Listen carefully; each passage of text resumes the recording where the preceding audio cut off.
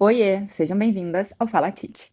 Hoje eu quero falar sobre uma coisa que começou numa conversa em sala de aula e depois ficou ecoando na minha cabeça. O episódio 3 ele nem era para ser sobre isso, mas eu achei importante trazer ele aqui e neste momento. Então, eu estava trabalhando o tema cidadania digital com os meus alunos e a gente começou a conversar sobre internet, Discord e a exposição constante que os adolescentes têm a qualquer tipo de conteúdo. E aí, os meus alunos começaram a relatar algumas coisas horríveis que eles já tinham assistido.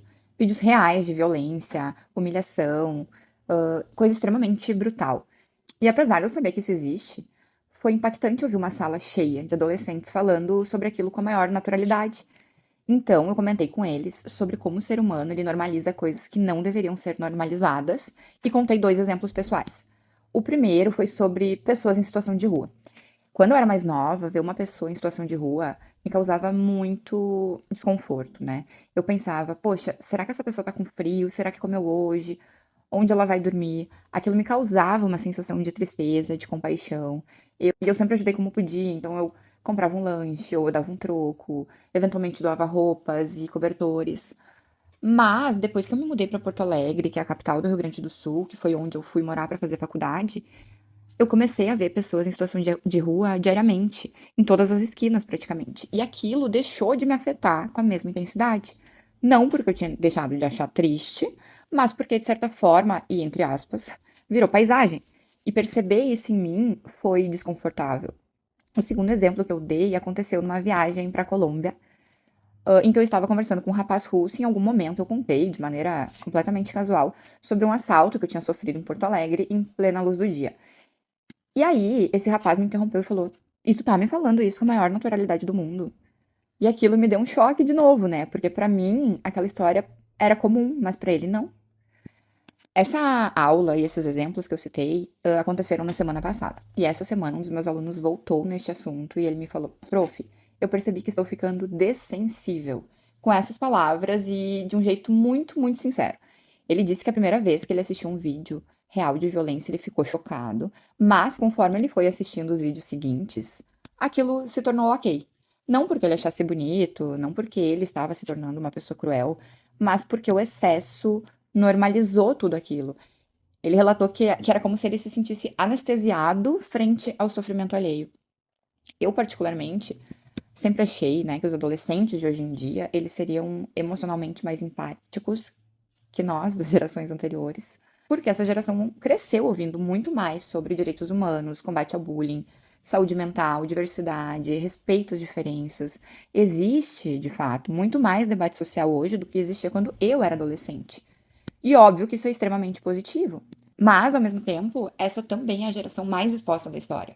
Nunca foi tão fácil acessar a violência extrema, pornografia precoce, humilhação, linchamento virtual, conteúdo brutal e até guerra em tempo real. Então, existe uma contradição muito estranha acontecendo. Ao mesmo tempo em que falamos mais sobre empatia, também estamos nos acostumando mais rápido ao sofrimento humano. E não é só a impressão. A Associação Americana de Psicologia já discutiu em vários estudos o fenômeno da dessensibilização emocional que é causada pela exposição repetitiva à violência midiática, e especialmente entre crianças e adolescentes, cujo cérebro e caráter ainda estão se desenvolvendo. Então o choque diminui, o sofrimento do outro perde impacto, e isso não significa necessariamente que a pessoa está se tornando má. Muitas vezes significa justamente que ela foi exposta a estímulos pesados, cedo demais e em quantidade demais. É claro que em alguns casos é necessário esse distanciamento emocional. Imagina um médico perdendo o primeiro paciente, um policial precisando atirar pela primeira vez em alguém, um assistente social atendendo a sua primeira ocorrência pesada. Se a pessoa tem o um mínimo de humanidade, aquilo vai atravessar ela emocionalmente.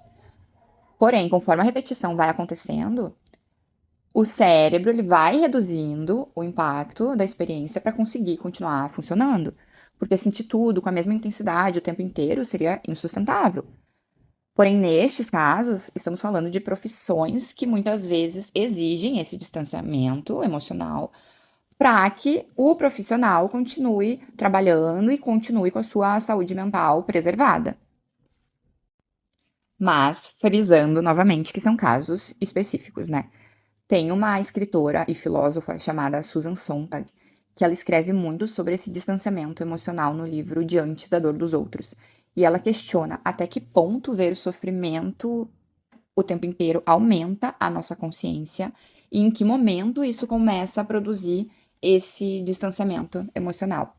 E o problema é que estamos vivendo essa exposição em escala digital. Então, antes nós tínhamos acesso a tragédias, porém, atualmente, antes do café da manhã, a gente já consegue assistir um acidente, uma tragédia ambiental, um exposit, alguém chorando, um vídeo humilhante e, de novo, uma guerra acontecendo. Tudo em 10 minutos. E junto com isso, ainda aparece receita de bolo, tour em apartamento, skincare, uma criança brincando, um cachorro dançando. O cérebro, ele não tem nem tempo de processar. O sociólogo Zygmunt Bauman, ele falava sobre como a modernidade tornou tudo tão rápido, líquido e descartável. E isso também aconteceu com as emoções. A gente vê tanta coisa o tempo inteiro que passa a sentir cada vez menos em profundidade. E, sinceramente, isso me assusta muito. Continuar sentindo compaixão, desconforto, empatia diante de certas coisas ainda é um sinal importante de humanidade. E talvez uma das grandes dificuldades do nosso tempo seja justamente essa: preservar a sensibilidade no mundo que transforma a dor em algo cotidiano. Mas como? Essa é uma pergunta para a qual eu não tenho uma resposta. Eu acredito que, de fato, é urgente pensarmos na regulamentação das redes sociais e na restrição de certos conteúdos para crianças e adolescentes, de forma muito mais enfática e muito mais rigorosa do que vem acontecendo. Só que nós adultos também estamos sendo bombardeados diariamente com o sofrimento humano e aos poucos deixando de sentir a dor do outro como sentimos antes. Eu sei que é muita coisa para digerir e para refletir, mas eu quero muito saber a sua opinião sobre o assunto, certo? Até mais. Muito carinho.